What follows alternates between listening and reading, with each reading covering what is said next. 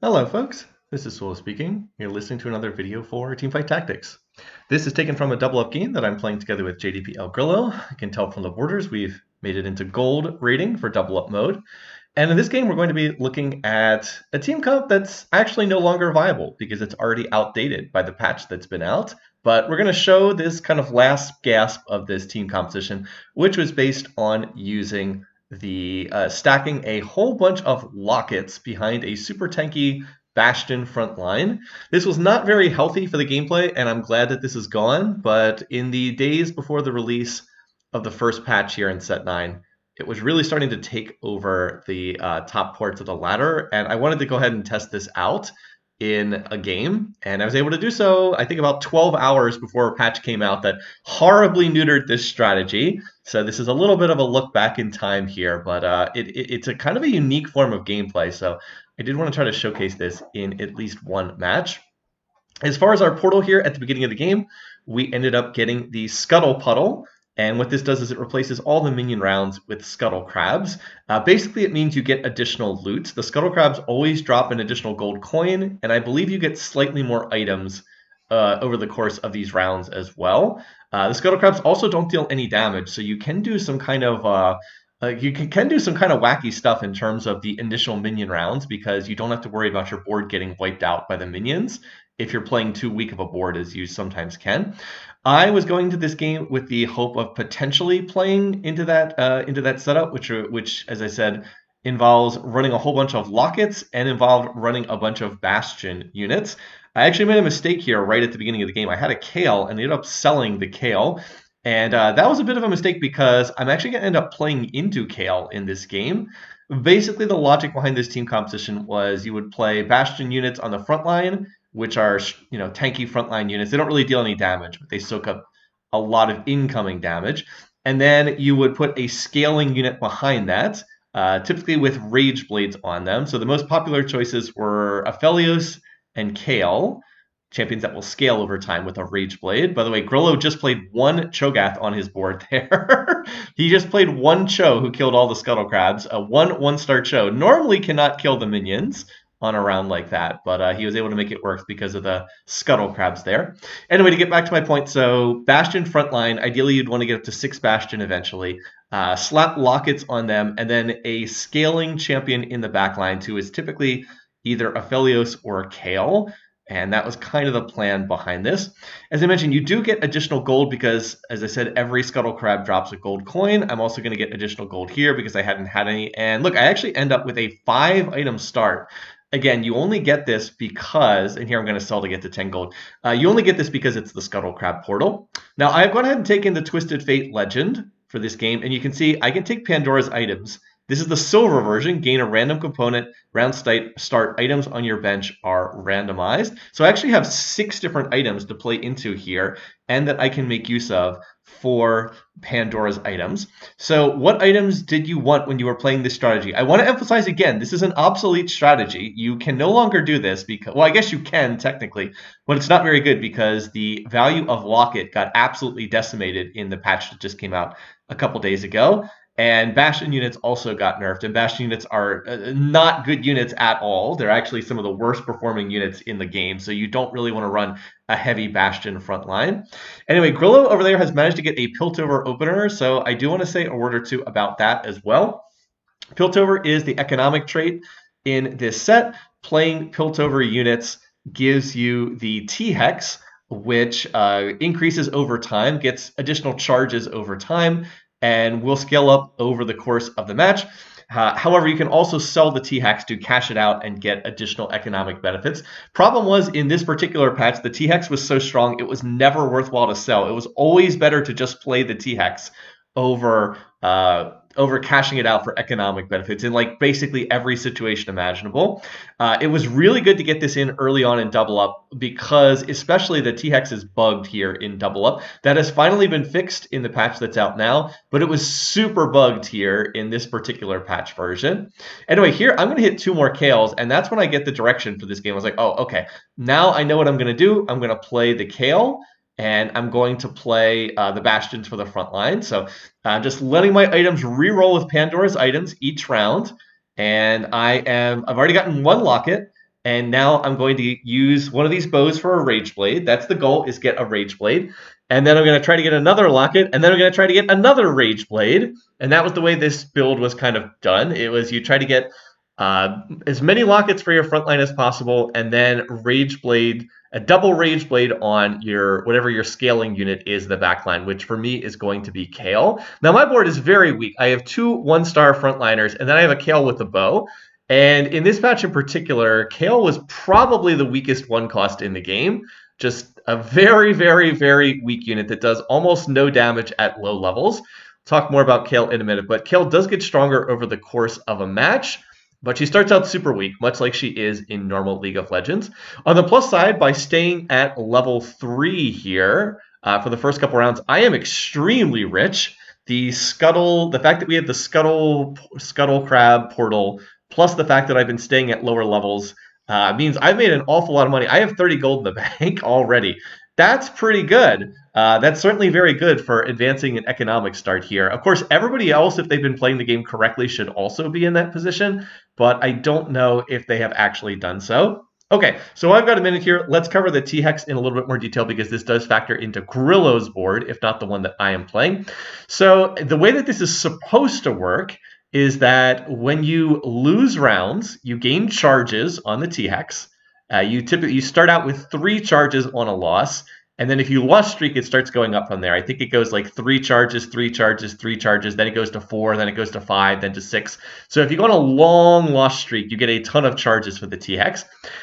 They don't do anything on their own, but then if you win a round, you cash out the charges into power, which makes the T-Hex stronger. So you have to win a round to cash out the T-Hex and turn those charges into power that actually make the unit stronger. So that's the logic. The basic idea is go on like a really long loss streak, and then you convert the charges into power to make the thing stronger. Here I'm going to take a rod because this is going to get a Rage Blade for Kayle. I do, of course, have Pandora's items, but it is worthwhile sometimes just to take the item you want so you don't have to sit there and wait for the item to transform.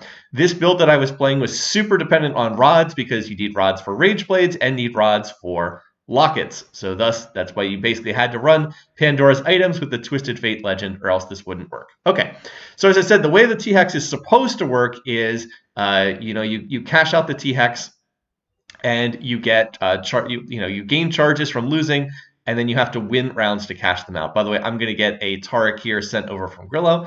That is another Bastion unit. For the moment, and then I'm going to send a Vi over to him. Doesn't make a Vi 2-star, but it does get him a Vi pair for his board. And I am definitely going to stay here at level 4 for the time being.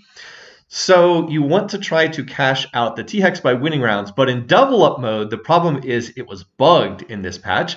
If you won a round on your board, it would cash out the T-Hex.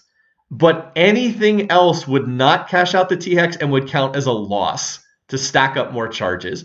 Again, let me repeat that. Anything other than winning on your board was treated as a loss. So just straight up losing the round, that's a loss. Obviously, you get charges. If you win your round and go to your partner's board, that counts as a loss. And if you win your round and go to your partner's round board and win, like Grillo did right here, that also counts as a loss. So look what just happened in that last round. We both won. We took no damage, but Grillo's board was counted as having a loss for that round for the T-Hex purposes.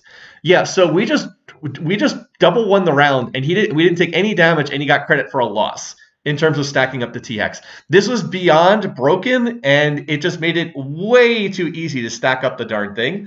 So yeah, that was a bug that was fortunately fixed in the patch that most recently came out, but we were taking advantage of it here. We actually had a game right before this that we played on the same night where Grillo managed to get Piltover 6 in, which is the chase trait that's almost impossible to hit. You have to have all 5 Piltover units, including Heimerdinger, who's a 5-cost unit, plus a Piltover emblem. But it causes the T-Hex to stack up at double speed, and you get additional bonus loot.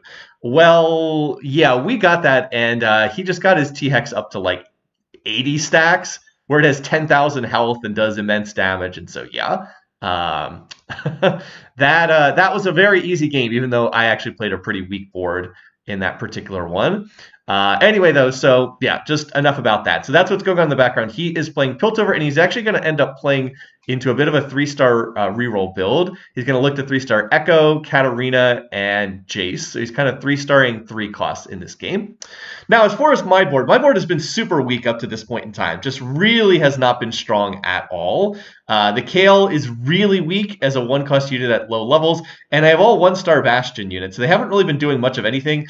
I've lost basically every round. Now you can see the 4th round on 2-6 was technically a win, but that's only because Grillo came over to my board and beat the other person for me. I have not been competitive in any of these rounds, so I need to get my board stronger. We haven't really lost that much health yet because it's stage 2, but we really don't want to lose too much more health. And there I'm able to slip in the locket just in time there. Haha. And now I'm going to roll here on level 4. I have a ton of gold. I was like level 4 with, I don't know, I think I had like 65 gold in the bank because my economy had been so accelerated. The reason why I'm rolling here on level 4 is I'm trying to find more Kayles. I also do find a Poppy, which is good because I'm going to need Poppy as well. But there's another Kayle. And I'm going to keep rolling here. I want to roll on level 4 because my odds for 1 cost are really good here on level 4. I'm also going to 2-star the Maokai, and then I 2-star the Poppy. And I believe I stopped there on 30 gold. So that was a good roll down. I was able to 2-star Maokai, find 3 Poppies for 2-star Poppy, and I ended up getting up to 5 Kayles, so that's pretty good. Now, I also hit 2-star Viego, but I'm going to end up selling the Viego because there's just no way for me to play this unit. And by the way, so right now we have 7 Kayles. I have 5. Grillo has 2. So the hope is that he will be able to find 1 more Kayle and get me a, and then I can find 1 more and we'll be able to make the 3-star Kayle, which would be really nice. By the way, I made a Rage Blade mid-round, so you have the incredibly rare situation of my double Rage Blades not having the same number of stacks, which is pretty absurd. One of them 62, one of them 68. But yeah, that looked a little bit better right there. Okay, now I'm going to be leveled up to level 5. You always are level 5 on 3-2, even if you've invested nothing in experience. I'm just checking the other options here. And oh, Bastion Heart. This is so good for me. I have just picked up something that's given me +1 Bastion. The Bastion Heart. So for a silver augment, I really don't think I could have gotten anything better than this. This is going to allow me to get 6 Bastion in while only having to play 5 Bastion units. That is tremendous because it means now I can get 6 Bastion if I just find Shen. There are only 6 Bastion units in the game. And typically to play 6 Bastion, you have to find all of them, and that includes Cassante, who's a legendary unit, and obviously is a difficult unit to find. But now I only have to find Shen, and I can play 6 Bastion. 6 Bastion was a huge buff over 4 Bastion in this patch. As I said, it did get nerfed in the version that's on the live client now. But just to give you an idea of what this does, the Bastion trait, I'll read the description. Bastion champions gain armor and magic resist. This is increased by 100% for the first 10 seconds of combat. So in this particular patch, Bastion 6 was 120 armor and 120 magic resist. And that's increased by 100% for the first 10 seconds of combat. So you would have 240 armor, 240 magic resist for the first 10 seconds of combat on all your Bastion units. So if they get massive armor and MR, what makes them even tankier? Yeah, additional health. What does the Locket do? Basically gives them additional health. Now, it gives them shielding, but for all intents and purposes, shielding is additional health. So that's why people were Locket stacking. You would have these units that would get absolutely insane armor and MR, and then on top of that, you would just give them additional health in the form of shielding, and it would just be almost impossible to kill them.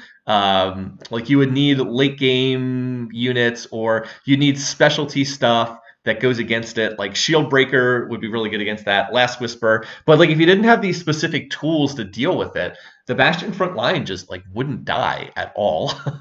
So, I mean, that's what you're seeing in these fights here is these team comps that I'm up against are just not really equipped to deal with the Bastion front line.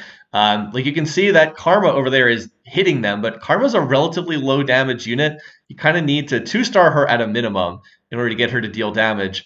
And I mean, you know, that person has some utility items with like the Gunblade and the Static Shiv, and like they just can't get through the front line before Kayle ramps up and has all the attack speed. So yeah, Kayle is now doing work. Kayle's actually doing stuff. And in fact, Grillo helped me out here because he was rolling on, what level is he right now? He is, where is he? He's on the opposite side of the carousel. Okay, he went to 6 with his, he also had a ton of gold from playing his Piltover opener. He went to level 6 and rolled on level 6, which is not something people typically do right now in Teamfight Tactics. More so people have been rolling on level 7. So he rolled on 6, and he was specifically trying to 2-star some of his 3 costs. He was looking for Echo 2-star. He was looking for, I think, Katarina 2-star, Vi 2-star. He hit some of those. And he also found one more Kayle. So he was able to send me a 2-star Kayle. That put me up to 8 Kayles. And now I'm going to roll and look for the last Kayle. And wow, that was, okay, that was easy enough. So now I'm going to look to go ahead and level. And I definitely want to get this 2-star Taric in here. That's going to be better than someone else. The items, by the way, I'm just going to let cycle on my bench. I'm going to try to make another locket here, but I'm going to let these items cycle on my bench. Also, the Taric is better than something in there. I should probably take out something. This was a gift round, by the way. And as for the gift round, I just go ahead and level and play the Taric here. For the gift round, I had Grillo send me the double training dummies. So look at my front line now. Look how stupid this is. I have 5 Bastion units, 5 out of 6 Bastion. And I'm sitting there with double Locket, so they're all going to get the extra shielding, and then 2 more training dummies. This is like the dumbest front line you're ever going to see, but it's actually very effective. Right now, the Bastion units are getting 60 armor and 60 MR, and then that doubles for the first 10 seconds. So they all have 120 armor and 120 MR for the first 10 seconds. It has just fallen off now, the additional armor and MR, but they still have 60 additional armor and MR. And like you can see, the rest of the team, they just can't really do anything. Like these other teams, they just cannot get through the front line. It is not enough damage to get through before Kayle ramps up and starts killing everyone. And so this is the gameplay that was really dominating the upper stages of the ladder. And by the way, look at what my Pandora's items have rolled into. A rod and a vest for another locket. So you bet I'm going to use that.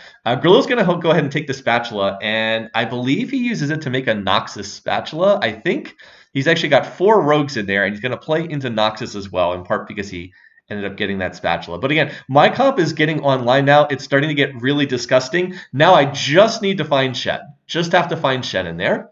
The other unit that I'm playing is Galio, and the reason for Galio is I want Kayle to pick up a Demacian Radiant item. I don't need anything more than Demacia 3. I don't need 5 or 7, which have been underpowered for the whole set so far. I'm sure at some point they're going to get buffed into overpowered status, but so far Demacia 5, 7 have not been very strong at all. As you get a peek over here on Grillo's board. But I just wanted to roll a Radiant item. So I have double Rage Blade plus whatever Radiant item she rolls. She's been rolling. Sometimes she rolls AP items. She mostly rolls either attack speed or AP items. The Demacian items are coded to pick things that are good for the characters. So she's been getting some pretty useful stuff here. And then I just want to level and put Shen in. But Galio is a really good pick because he is going to get me a rank of Demacia trait right there. He also has the Invoker trait as well. And so later on, I'll be able to pick up Invoker trait if I play, If I play Shen in the late game, that should work as well. Just to give everybody additional mana generation, which is nice as well. I have Soraka on my bench right now because Soraka can fill in until I find Shen. She will give me a rank of Targon and a rank of Invoker. So I get both of those traits in play. Anyway, right now I am trying to just get to level 7 as soon as possible. My goal now is to fast level 9. And this is the other unique thing that Kayle does. Let me go ahead and read her champion description. She's been a very underplayed unit in this set so far, but she has very unique mechanic, not a particularly well-balanced mechanic. She's been unplayably weak for most of the set, and she'll probably get buffed into overpowered status at some point. But anyway, so Kayle, traits are Demacia and Slayer, so I will want to get Slayer trait in eventually. Her ability is called Divine Ascent, no mana cost. She doesn't use mana, very rare, a unit that doesn't have any mana cost. Passive is Kayle gains new passive effects as your Tactician levels up. So keep in mind, that's you, the Tactician, the little legend. She gains more abilities as your character levels up. Just as she kind of does in normal League of Legends, where as she levels, she gets more abilities. Okay, level 1, attacks deal bonus magic damage. So she gets additional magic damage on attack. Okay, it's not very strong. Level 6, every third attack launches a wave that deals magic damage and shreds enemy magic resistance for 3 seconds. So if you watch her right now, every third attack, she shoots out a wave. Of course, I'm over on Grillo's board right now trying to watch him, but you'll see my board periodically. So you can see every third attack fires out a wave, deals additional magic damage, and shreds enemy MR. And then if you can get to level 9, every attack launches a wave, and they travel further. So Kayle is an interesting unit in the sense that you want to 3-star her if she's going to be a main carry, which is what we've done here, because her stats, like all 3-star units, definitely get a lot stronger. Oh, and by the way, here I'm going to take the teaming up 3, gain 2 Zeke's Heralds and 3 golds. What do I need? Attack speed. What do I get? Attack speed. So that's going to be pretty good. Think fast would not be terrible either. By the way, all of the aura items got nerfed in the version that's on live right now. So I'm going to stick these on the Soraka for right now. So Kayle, I heard you want attack speed, Kayle. How about some more attack speed? So yeah, that's pretty silly. Pretty silly for her to have all that stuff. But anyway, Grillo took Think Fast here. So he is doing the Think Fast roll down, and I was not talking because I didn't want to interrupt him. So he's hit the Echo 3-star. He is getting close to some of his other units right now. Let's see. He's close on the Jace as well. So I'm going to try to hold these, and I'm sending him the Zeri because that gets him Zeri 2-star. It's important for me to click this before the round ends because the sooner you use the send, the sooner you get it back again. So by clicking that on 4-2, we get the item send back a round sooner. So that'll make Zeri 2-star for his board as soon as he has a chance to pick it up. Yeah, it looks like he's on 7 Jaces. All right, to get back to Kayle, though, as I said before, Kayle, she gets additional abilities as your champion, your little legend, increases level. So it's a weird dichotomy that doesn't really make a lot of sense in the sense that you want to 3-star her, which of course, typically you have to stay at low levels and re-roll to 3-star, but you also then want a fast 9. So you want a fast 9 and you also want to get to level 9 as soon as possible. And that's just not a combination that you can typically do. It doesn't really make a whole lot of sense. By the way, one other thing Grillo did is he found Shen while he was doing that roll down. So good guy Grillo, a great teammate, picked up 3 Shens for me as well. So now I have Shen, and now I have like the full Exodia comp here. I have the 6 Bastion, plus Invoker, plus Demacia, so Kayle rolls a Radiant item, and Kayle is a 3-star unit as well. So we're just going to try to get to level 8. I've actually taken out the Soraka with the Zeeks because I wanted to wait one more round to level. But then we're just going to, again, I'm not rolling here at all. I'm just trying to get to 9 as fast as possible. And in a normal game, you wouldn't be able to do this. Trying to fast 9 like this is an incredibly greedy play that does not work normally.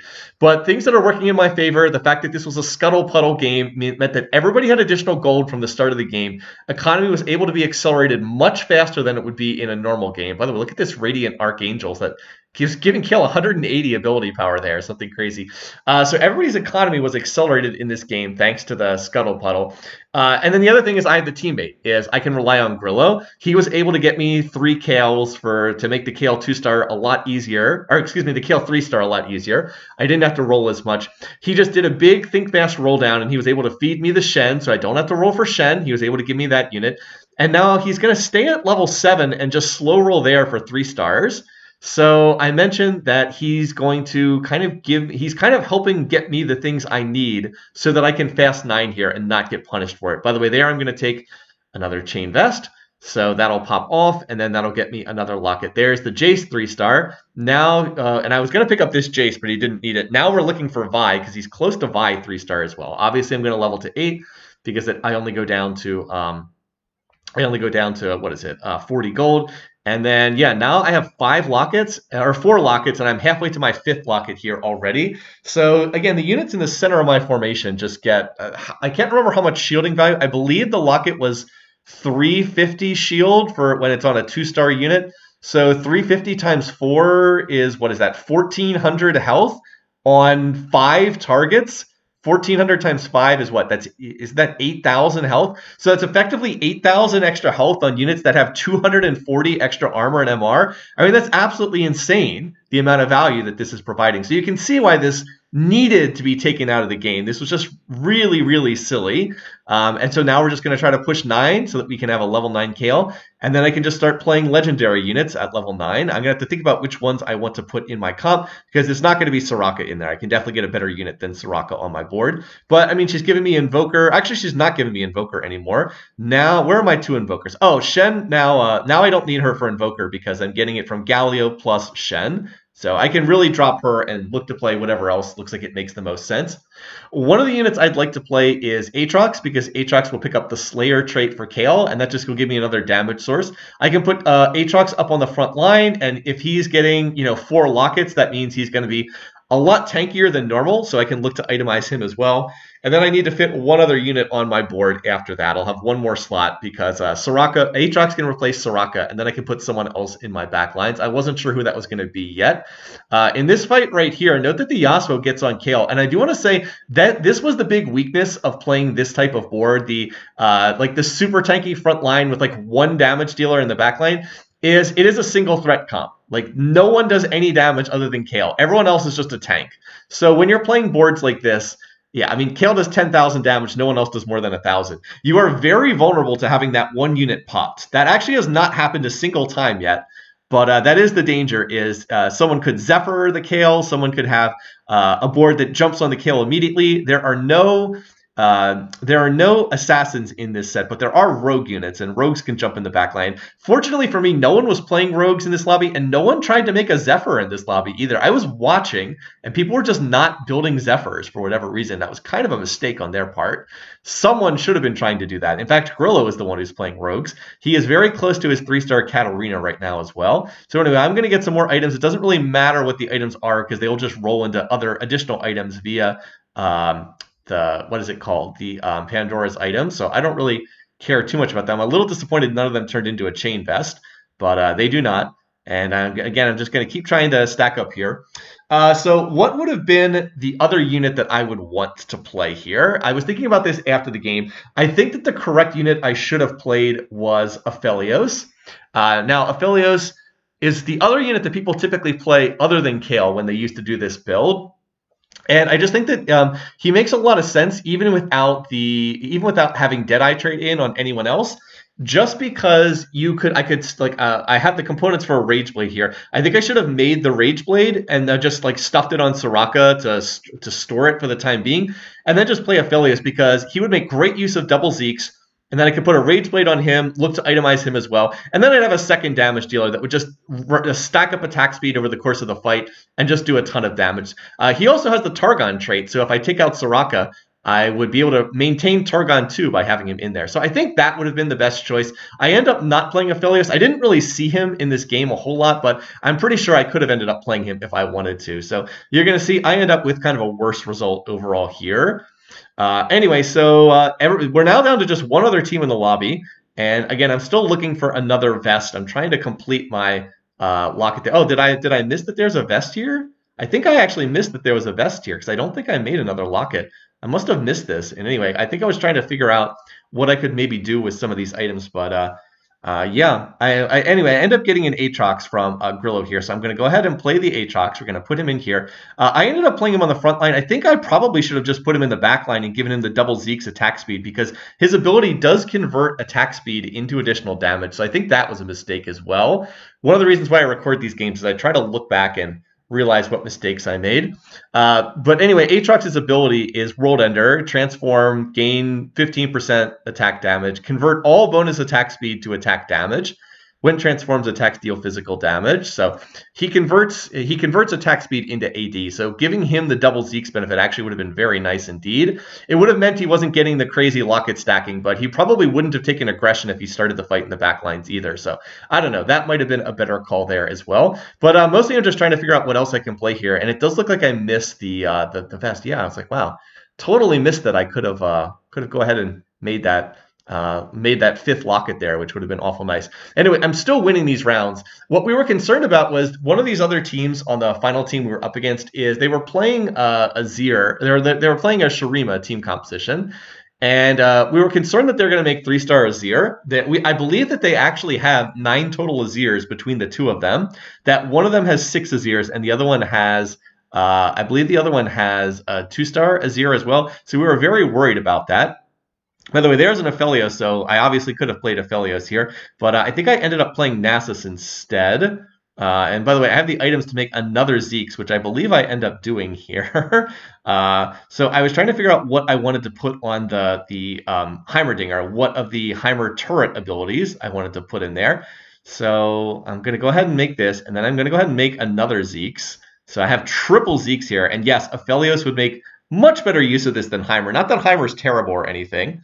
but he does not make nearly as good use of this. And again, I'm just trying to figure out what I'm going to do here. No, I don't want something that's going to turn low health enemies into gold. That's not needed here. I don't need economy. I'm already level 9, so I don't need more econ. What I really need is more damage. I want another damage source aside from Kayle. And I'm going to end up playing, as I said, into Aatrox and into Heimer as kind of other sources of damage, which are not bad. And I do think the Aatrox was the right choice because I want Slayer trait for Kayle. But Heimer didn't really do any damage in that fight. If you watch here, he's not really doing much in the way of damage. So I think I would have done better with Aphelios here because he just makes such good use of triple Zeeks, and I could have made a Rage Blade for him too. So well, things to consider in the future.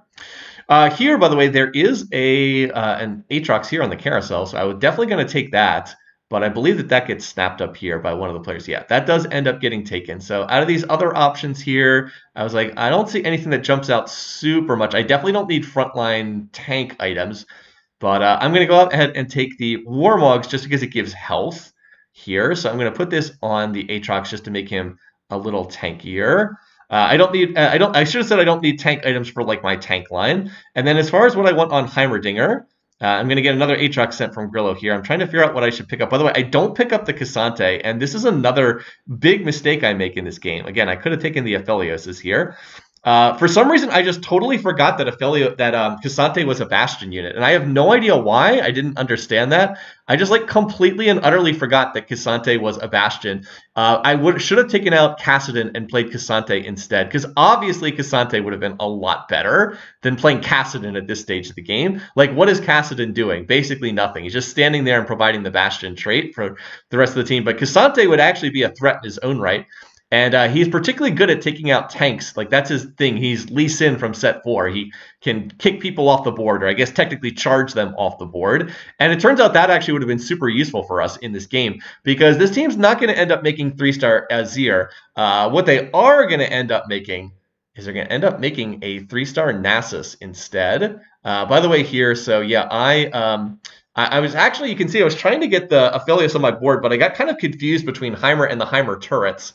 And I end up not playing him here. By the way, there's the 3-star Nasus popping up. I knew it was right around now that they hit the 3-star Nasus. Also, I went past a Scion, which is pretty bad. Grillo's playing a Scion. There's another Cassante, and there's another Cassante. So I could have had Cassante 2-star so incredibly easily here. It's really a flub of the late game on my part. I think that we played the rest of the game pretty well.